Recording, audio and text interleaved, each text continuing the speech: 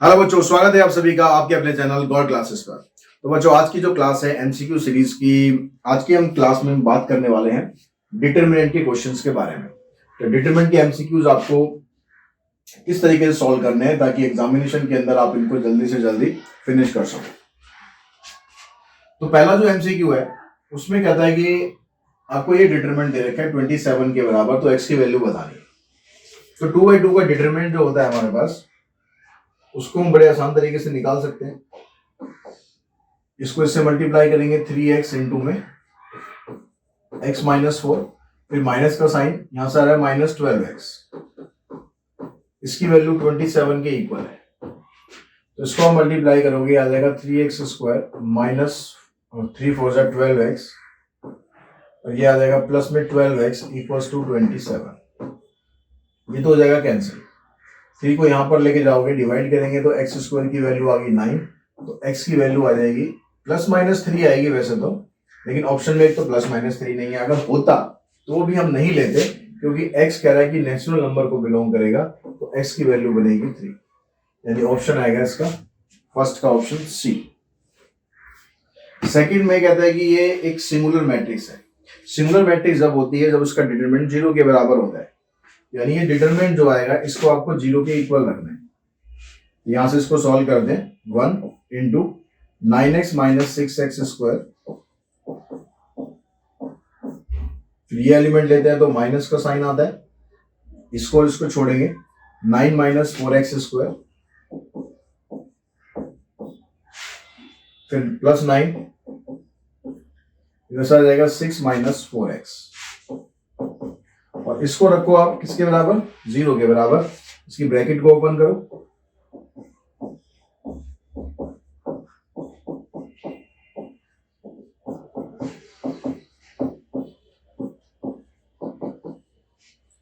(12x² - 6) यानी 6x², x वाली term 9x इधर है और 36 इधर है, 27x, और जो 54 - 27 करेंगे तो 27 आ जाएगा। तो यहां से 3 कॉमन आएगा,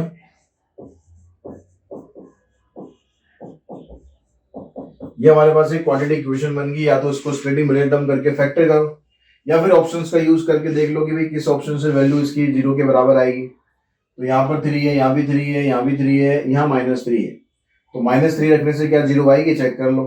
-3 को यहाँ रखोगे तो यह आ जाएगा 9 9 2 18, ये +18 हो जाएगा, तो -3 से तो 0 नहीं आने का, तो ये तो ऑप्शन नहीं है। ठीक है, अब एक वैल्यू तो यहाँ पर 3 निकलनी है, क्योंकि यहाँ भी 3 है, यहाँ भी 3 है और यहाँ भी 3 है।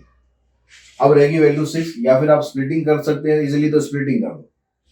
ठीक है, 6 यहाँ पर रख के देखोगे आप, तो 6 का स्क्वायर आ जाएगा 36, 36 2 72, 6 9 54, और 9 आ जाएगा, तो इससे भी 0 नहीं आएगा, तो ये वाला ऑप्शन भी नहीं है। 3/2 अगर आप रखोगे यहाँ पर, तो 2 इंटू में 3/2 का स्क्वायर करेंगे तो आ जाएगा आपके पास 9/4, 9 इंटू में 3/2 प्लस में 9, तो ये 9/2 और -27/2, -18/2 बनेगा, और -18/2 9 आएगा, तो -9 + 9, तो इसी से आंसर हमारे दोनों 0 आ रहे, तो यानी ऑप्शन बनेगा इसका सी। क्वेश्चन नंबर 3 में कहता है कि A is a non similar matrix. A अगर नॉन सिमिलर मैट्रिक्स है तो उसके अंदर डिटरमिनेंट ऑफ ए और डिटरमिनेंट ऑफ ए का ट्रांसपोज दोनों आपस में इक्वल होते हैं। तो ये कह रहा है कि इक्वल नहीं होते, तो ये तो स्टेटमेंट गलत है। यहाँ पर a इंटू में a ट्रांसपोज करोगे तो ये not equals to determinant of a का स्क्वायर आएगा, ये भी दोनों भी इक्वल होते हैं, और ये भी आपस में इक्वल होता है। a इनवर्स का डिटरमिनेंट निकालो या डिटरमिनेंट का इनवर्स निकालो, ये भी आपस में इक्वल होता है, तो यानी ऑप्शन बन रहा है हमारा डी। और क्यों बन रहा है, यहाँ से समझो, ये जो a ट्रांसपोज है ये यहाँ पर इसके बराबर होता है। ठीक है, तो अगर मैं इसको इधर लेकर आऊंगा तो ये ऐसे बनना चाहिए था, determinant of a minus transpose का determinant is not equals to 0, तो यहाँ माइनस होना चाहिए था, लेकिन इसने यहाँ प्लस दे रखा है, तो ये वाली स्टेटमेंट हमारी ठीक है, ये दोनों आपस में बराबर नहीं होंगे। If A is a non-singular matrix of order 3, then which of the following is not true? इसमें से कौन सा ट्रू नहीं है, ये आपको बताना है।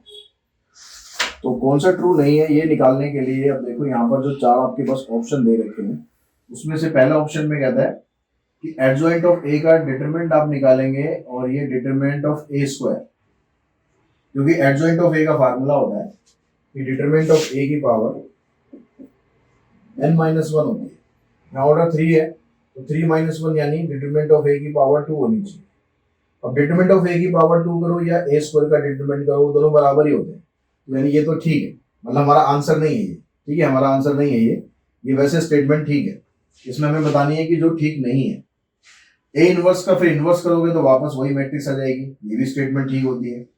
ए बी और ए सी के बराबर हैं तो बी और सी दोनों बराबर नहीं होंगे, where B and C are the square matrix of order 3। यहाँ पर ये कह रहा है कि ऑर्डर इसका दोनों का सेम है, ऑर्डर 3 है। ऑर्डर अगर सेम होता है तो आप दोनों में कैंसिलेशन लॉ यूज कर सकते हो, बी और सी दोनों आपस में बराबर होने चाहिए। तो यही हमारा आंसर बनेगा, क्योंकि ये स्टेटमेंट आपको गलत देगा। क्वेश्चन नंबर 5 में कहता है कि एक मैट्रिक्स है, उसमें ए क्यूब आई के बराबर है, तो उसका इनवर्स क्या होगा। ए क्यूब अगर आई के बराबर है तो इसको इसके इनवर्स से मल्टीप्लाई कर लेते हैं हम, इधर भी और इधर भी। यहां से ए की पावर 2 रह जाएगा, आई को उसके इनवर्स से मल्टीप्लाई करेंगे तो ए इनवर्स ही रहेगा, तो ए इनवर्स की जो वैल्यू है वो ए स्क्वायर आ जाएगी। तो ऑप्शन बनेगा 5th का बी। 6 में कहता है कि एक स्क्वायर मैट्रिक्स है, ऑर्डर उसका ये है, तो ए इंटू में एडजॉइंट ऑफ ए, तो ए को उसके एडजॉइंट ऑफ ए से मल्टीप्लाई करोगे तो उसकी जो वैल्यू होती है वो कह रहा है कि इसके बराबर है, तो डिटरमिनेंट ऑफ ए की वैल्यू बतानी है। तो ए इंटू में एडजॉइंट ऑफ ए किसके बराबर होता है, इसका फार्मूला होता है ए इंटू में adjoint of A equals to determinant of A into में आई। इधर लिख लो या इधर लिख लो, ठीक है, ये इसके बराबर होता है। तो अब यहां से हमें ये वैल्यू दे रखी है, तो हम यहां पर क्या करते हैं, इसकी जगह अंदर ये वैल्यू डालेंगे तो इसमें से -3 में बाहर निकाल देते हैं, तो 1 0 0 0 1 0 0 0 1 ये आ गया।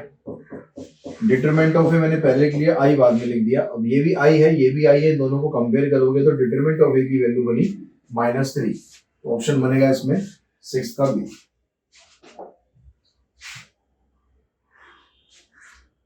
क्वेश्चन नंबर 7 में कहता है कि इनमें से कौन सी स्टेटमेंट करेक्ट है।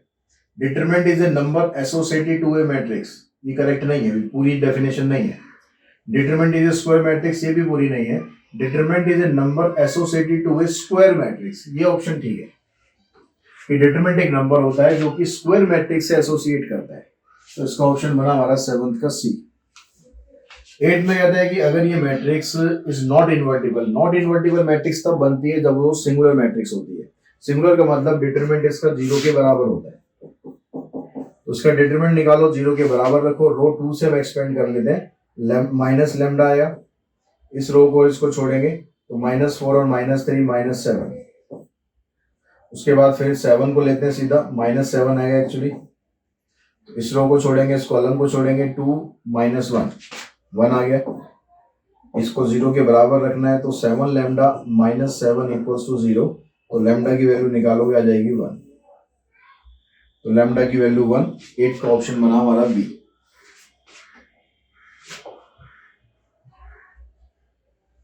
9th में कहता है कि ए अगर स्क्वायर मैट्रिक्स है और उसका ऑर्डर है 3, डिटरमिनेंट ऑफ ए 2 है, then value of -a into transpose of A का डिटरमिनेंट, तो माइनस ऑफ ए इंटू में ए ट्रांसपोज। तो पहले दो मैट्रिक्स है, -a और एक ए ट्रांसपोज, इन दोनों को आप अलग अलग कर दो, -a का डिटरमिनेंट और ए ट्रांसपोज का डिटरमिनेंट, ठीक है। -a का जो डिटरमिनेंट होगा उसमें माइनस उतनी ही बार बाहर आ जाएगा जितना इसका ऑर्डर होगा, तो -1 की पावर 3 और यहां रह जाएगा ये, इधर आपके पास ये है।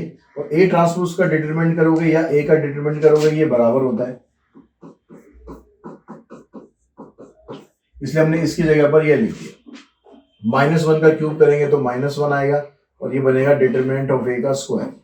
अब डिटरमिनेंट ऑफ ए आपको दे रखा है 2, तो वैल्यू बनेगी -4, ऑप्शन बनेगा डी। 10th में कहता है कि the inverse of A skew symmetric matrix of odd order.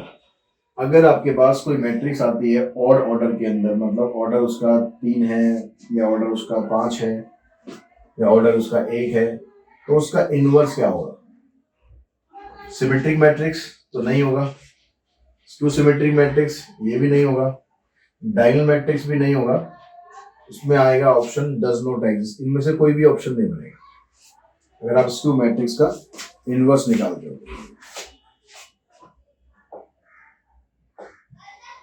Question number 11 में ये था कि एरिया ऑफ ट्राइंगल जो है इसके 3 वर्टेक्स दे रखे हैं और एरिया ऑफ ट्राइंगल 24 है, तो के की वैल्यू बताओ। एरिया ऑफ ट्राइंगल का फार्मूला होता है हाफ, फिर डिटरमिनेंट में ये 1 -1 -4k -3 -5 और यहाँ पर वैल्यू आती है फिर 1 1 1। इसकी वैल्यू आपको दे रखी है 24। तो जब एरिया की वैल्यू आपको दी जाती है कि एरिया इसके बराबर है, तो प्लस माइनस दोनों साइन आपको लेके चलने चाहिए कि प्लस 24 भी हो सकता है और माइनस 24 भी हो सकता है।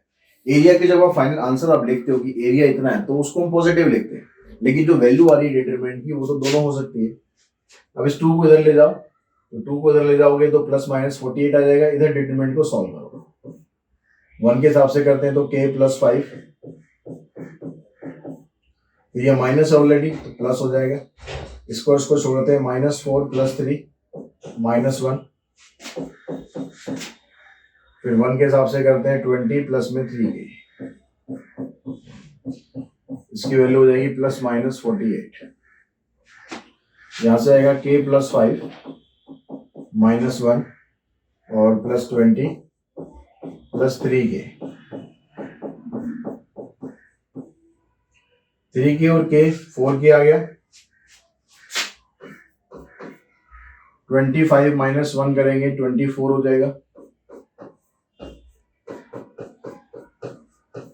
4 यहां से कॉमन निकाल दें तो k प्लस में 6 प्लस माइनस 12।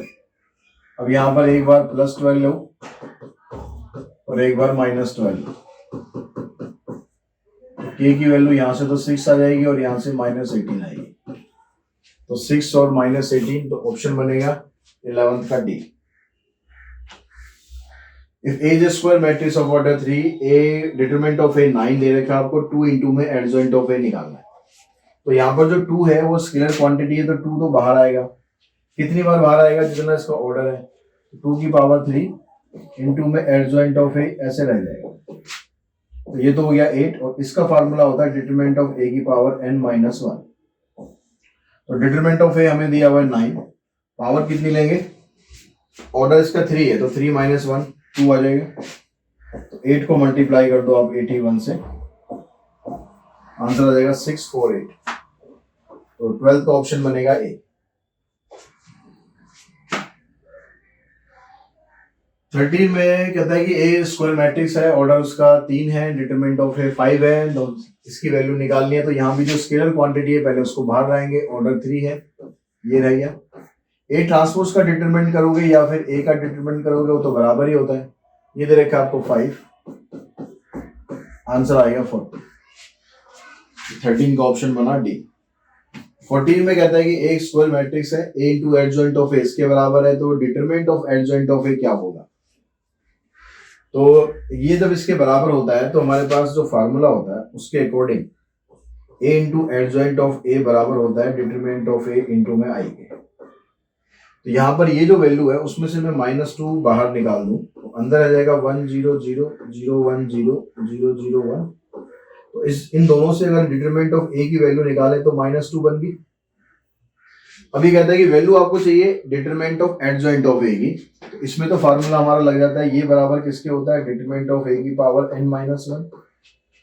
तो डिटरमिनेंट आया -2, ऑर्डर इसका 3 है, तो -2 की पावर 3 - 1 यानी -2 की पावर 2, आंसर आएगा 4। ऑप्शन बनेगा इसका सी।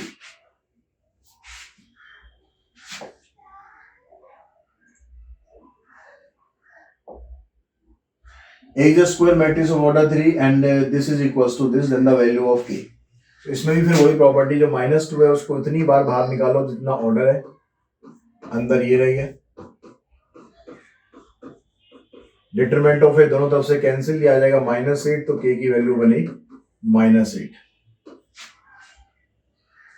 A is a non singular matrix and a square minus a square का इनवर्स और a इनवर्स का इनवर्स, a इनवर्स की पावर 1, ये दोनों आपस में बराबर हैं। तो k की वैल्यू क्या है? k इसमें कहां पर है? ये इसमें कहाँ पर है भाई क्वेश्चन में?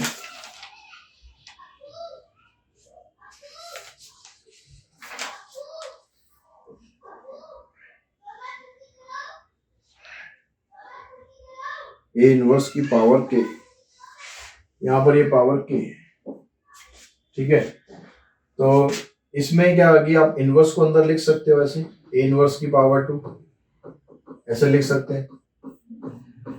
दोनों को कंपेयर करोगे तो के की वैल्यू 2 आ जाएगी, ऑप्शन बन जाएगा सी।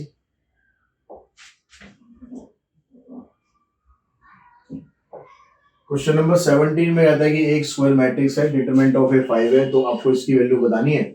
अब इसकी वैल्यू बताने के लिए आप क्या करोगे, -2 को उतनी ही टेंस बाहर निकालो जितना ऑर्डर है, अंदर ये रह गया। अब इसका मतलब ये तो -8 हो गया, इसको वैसे भी लिख सकते हैं डिटरमिनेंट ऑफ ए की पावर -1।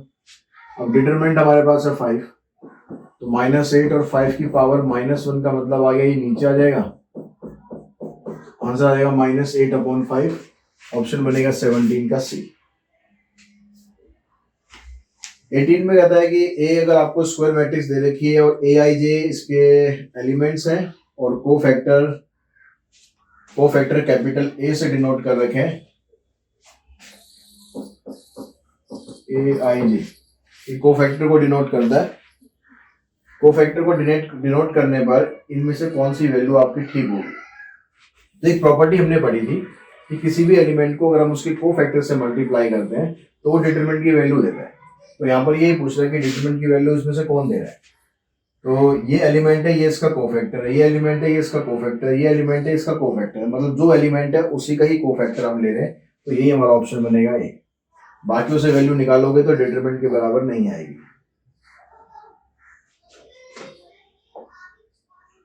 क्वेश्चन नंबर 19 में कहता है कि the value of a determinant is unaltered. Value of determinant change कब नहीं होती? तो हमारे पास जो ऑप्शन है, अगर हम दोनों रो को आपस में इंटरचेंज कर दें तो वैल्यू ऑफ डिटरमिनेंट में माइनस साइन का फर्क आ जाता है। दो कॉलम को इंटरचेंज करेंगे तो भी फर्क आ जाता है। Every element in A row और column is multiplied by the same number. अगर हम किसी रो के एलिमेंट को मल्टीप्लाई कर देते हैं, रो या कॉलम के एलिमेंट को मल्टीप्लाई करते हैं तो भी डिटरमिनेंट में वो वाला नंबर मल्टीप्लाई हो जाता है, वैल्यू यहाँ भी चेंज होती है। तो each element of a row or column is added equal multiple of the corresponding element of the another row or column। किसी भी रो को किसी दूसरे रो के मल्टीपल से, किसी दूसरी रो के एलिमेंट्स को किसी से भी चीज से मल्टीप्लाई करके अगर आप उसमें ऐड कर देते हो तो आंसर पे कोई फर्क नहीं पड़ता। ये प्रॉपर्टी होती है इसकी, यही ऑप्शन बनेगा हमारा डी।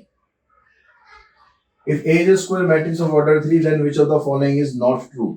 इसमें से कौन सा ट्रू नहीं है? तो यहाँ पर पहले में कह रहा है कि ट्रांसपोज का डिटरमिनेंट करोगे या ए का डिटरमिनेंट करोगे तो वो दोनों इक्वल आते हैं, ये तो ठीक ही है। के उतनी बार बाहर आता है जितना ऑर्डर होता है, ऑर्डर कितना है 3 है, तो के क्यूब यहाँ पर आ जाएगा बाहर, अंदर आ जाएगा डिटरमिनेंट ऑफ ए, तो ये भी ठीक है। Minor of an element of determinant A can never be equal cofactor of the same element.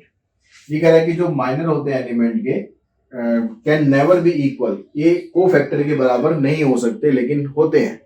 कुछ 4 एलिमेंट को छोड़कर जिनका ऑर्डर ऑड प्लेसेस पर आता है उनको छोड़कर माइनर और कोफैक्टर बराबर होते हैं। तो ये स्टेटमेंट आपको गलत दे रखी है, इसका ऑप्शन बनता है सी।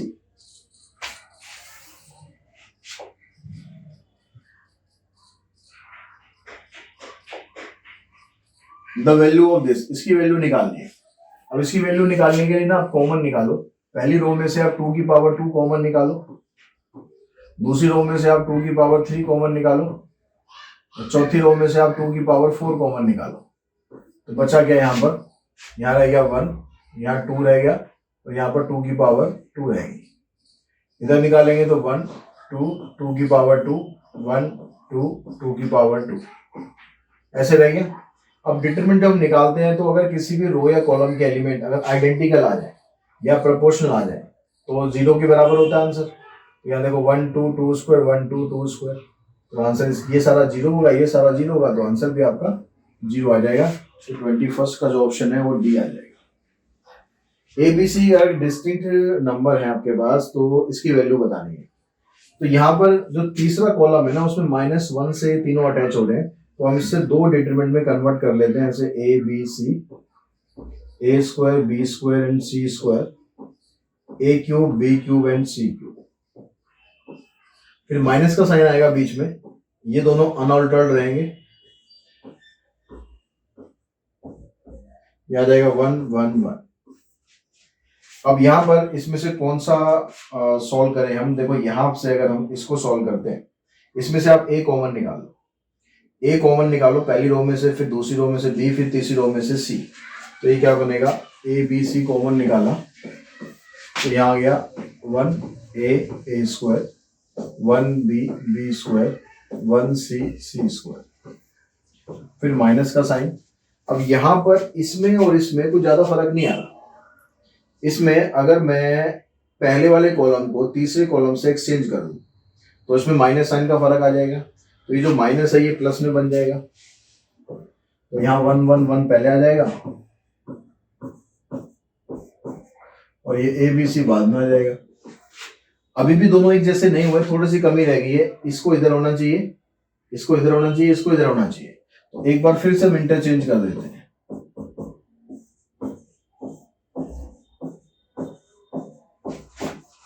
एक बार फिर से इंटरचेंज करेंगे तो माइनस साइन आ जाएगा।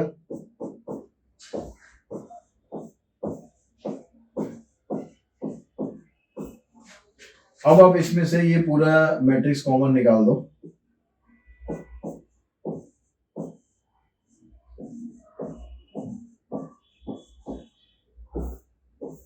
इधर से आ जाएगा ए बी सी, इधर से आ जाएगा -1। तो ए बी सी और -1 रह गया, और इसको अगर हम सॉल्व करेंगे, इसको हम सॉल्व यहाँ पर सॉल्व भी करना पड़ेगा। अच्छा, ये पूरा का पूरा 0 के बराबर दे रखा है, क्वेश्चन में 0 के बराबर दे रखा है, तो ये पूरा का पूरा डिटरमिनेंट उधर चला जाएगा, 0 के बराबर, 0 को उससे डिवाइड करेंगे तो 0 हो जाएगा। तो यहाँ से बचेगा A B C -1 equals to 0, तो ए बी सी की वैल्यू आ जाएगी +1, यानी ऑप्शन बनेगा इसमें हमारा 22 का बी।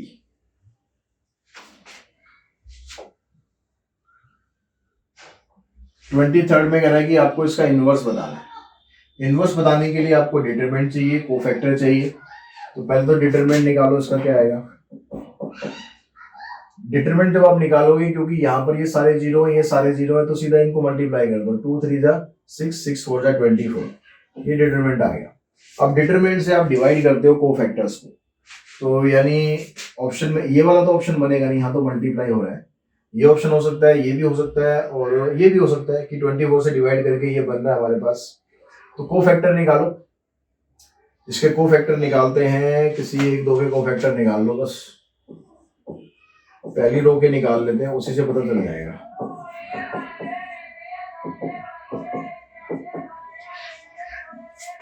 तो फर्स्ट रो फर्स्ट कॉलम के कोफैक्टर निकालोगे, ये छोड़ दिया हमने, ये छोड़ दिया, आंसर आ जाएगा 12।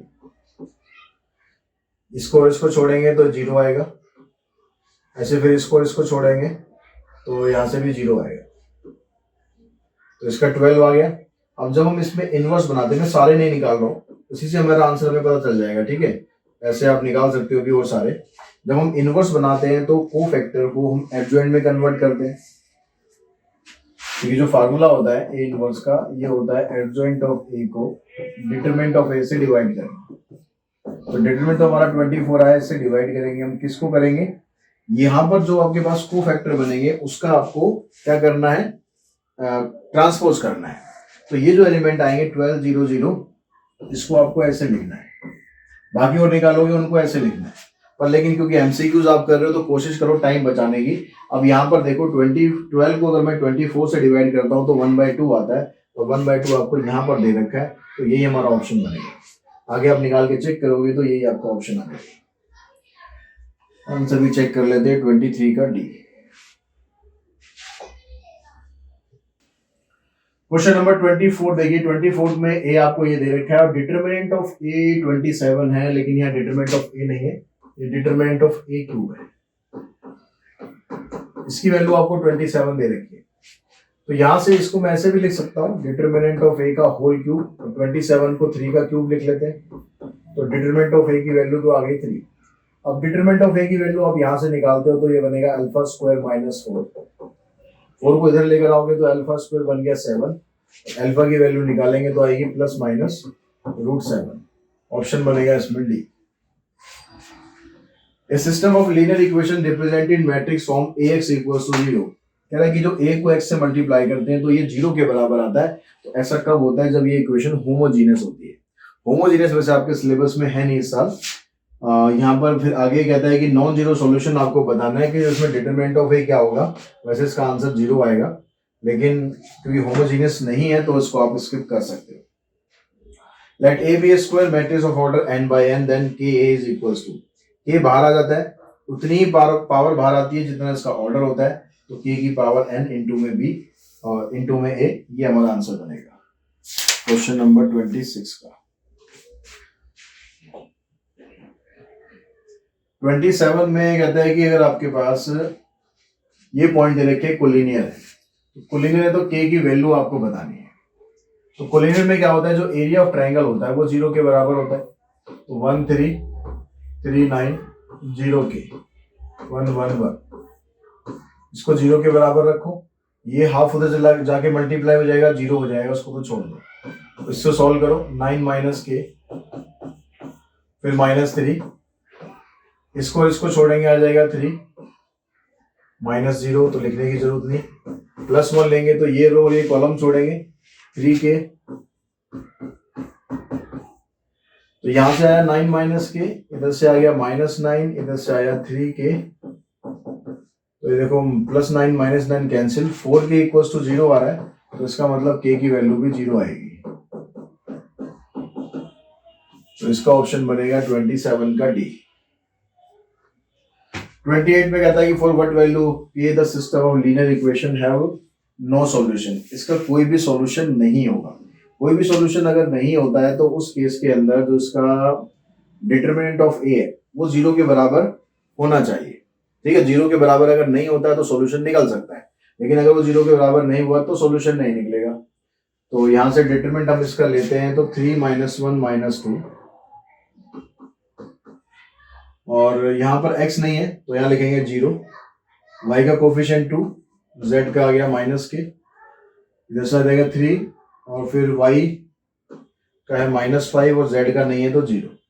बस इसका डिटरमिनेंट आप 0 के बराबर लेके चलो। तो हम इसको सेकंड रो से कर लेते हैं, क्योंकि एक 0 तो यहाँ पर आ चुका है, तो इसको तो छोड़ दो। इससे एक्सपेंड करते हैं 2, ये रो और ये कॉलम छोड़ना है हमें, 0 + 6। फिर ये वाला एलिमेंट लेते हैं तो साइन चेंज कर देते हैं, इसको छोड़ो, -15 और +3 -12। तो -12 के उधर चला जाएगा, इधर आ जाएगा 12, और k की वैल्यू आ जाएगी 1। तो 28 का ऑप्शन बनेगा सी।